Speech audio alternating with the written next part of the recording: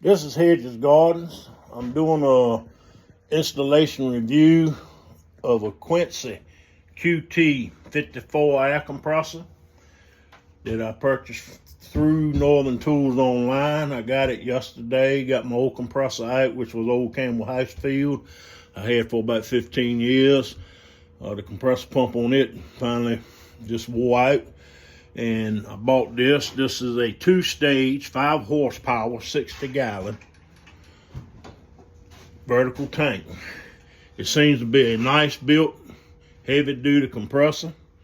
It's got the inlet on the top on the side. It's got the drain valve on the foot, so you don't have to reach up underneath the tank to drain the moisture out of the tank. But I got it wired up with my old wire that I had, 10-2. I got it wired to a double pole 20 amp breaker, so that's a total of 40 amps that I have on the breaker. I checked the voltage when the machine started up. The voltage only dropped about 5 volts, and it went from 240 to 235, and while the motor was running, it maintained 235 volts.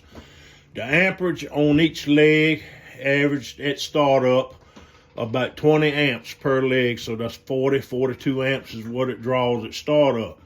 And then it dropped down to about 10 to 8 on each leg.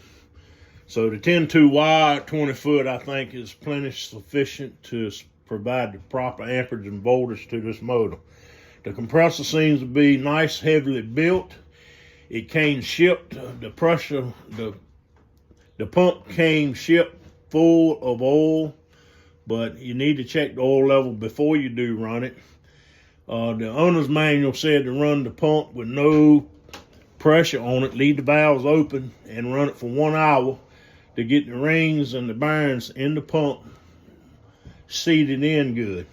So I got the electrical hooked up and ran the pump while I was working on getting my lines hooked up. And the pump, it seems to be running really good. It's a nice quiet compressor. It ain't as loud as my Campbell House Field was. And while the pump is running, I'm pretty sure you can hear me talking. I'm talking at a normal tone. And I got the phone ain't that far away from me, but it ain't right up on me either. But I am real pleased with the function of this machine today.